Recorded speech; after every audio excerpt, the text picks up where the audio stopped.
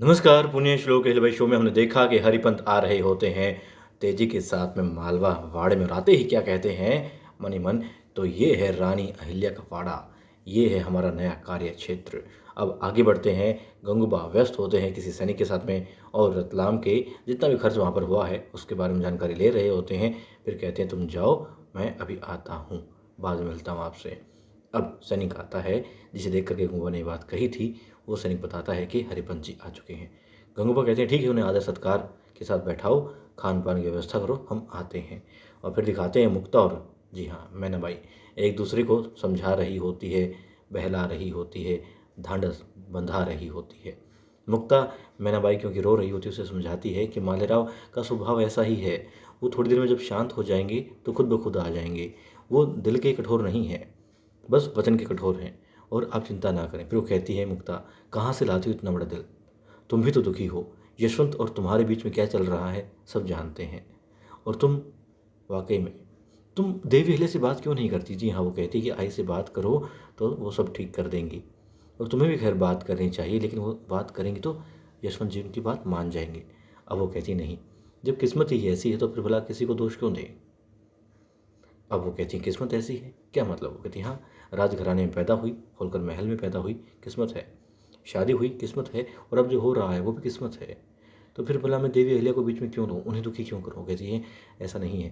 कहती वो यही तो बात है ना, वो हमारी आई है लेकिन साथ ही वो मालवा की भी तो आई है, अपनी प्रजा का भी तो सुख दुख उनको देखना है। अब मैना समझाती है कि नहीं ऐसी बात नहीं है, तुम बात करो तो सब ठीक हो जाएगा। और देवी अहिल्या ने कभी भी कोई कसर नहीं छोड़ी है अपने किसी भी कर्तव्य को निभाने में।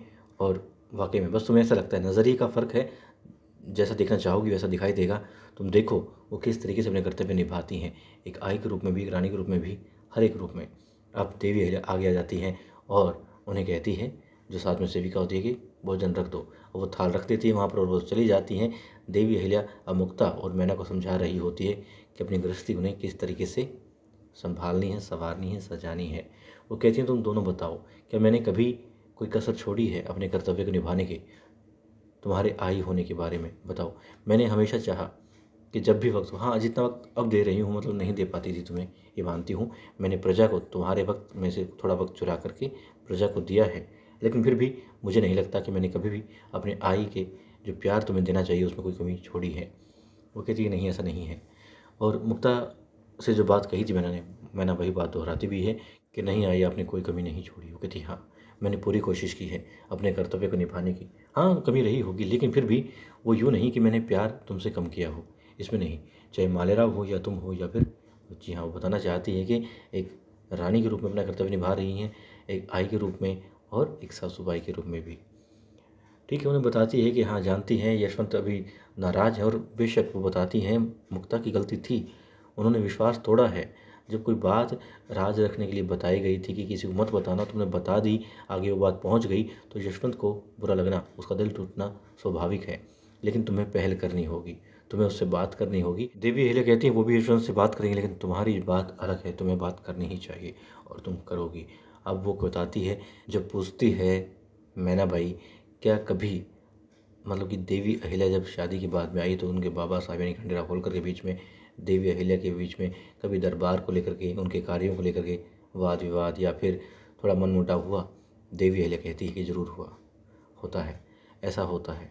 और इसीलिए कहती हूँ तुम्हें कि पहल तुम्हें ही करनी होगी। अब दोनों कहती हैं क्या महिलाएं ही, क्या पत्नियां ही पहल करें, पत्नियों को ही ज़्यादा तकलीफ़ होती है, क्या पत्नियों का ही कर्तव्य है। तब देवी अहिल्या बताती हैं कि नहीं, स्त्रियां कहीं से कमज़ोर नहीं हैं। ठीक है, वो थोड़ी शारीरिक रूप से पुरुष से थोड़ी कमज़ोर होती हैं, कोमल होती हैं, और लेकिन बाकी हर स्थिति से वो मजबूत होती हैं। और जब इंसान के ऊपर विपत्ति पड़ती है तो उसे और ज़्यादा मजबूत होना पड़ता है, और होता ही है।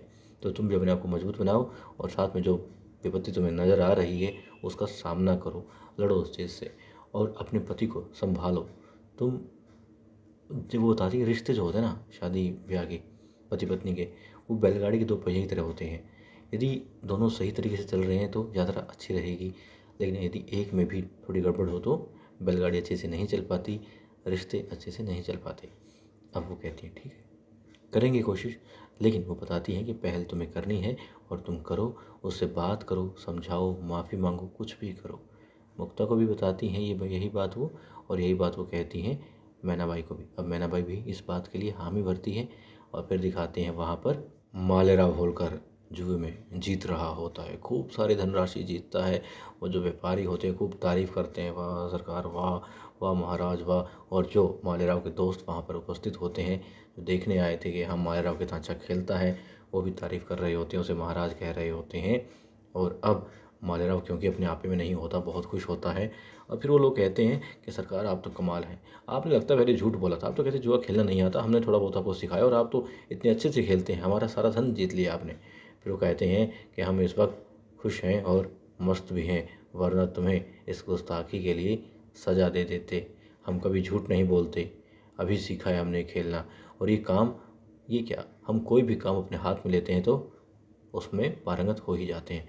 फिर वो लोग और चापलूसी करते हैं, कहते हैं वाह सरकार वाह, आपने तो जुए को भी काम बना दिया, इसको भी धन्य कर दिया जैसे आपने हमें धन्य किया था। अब वो और खुश हो जाता है।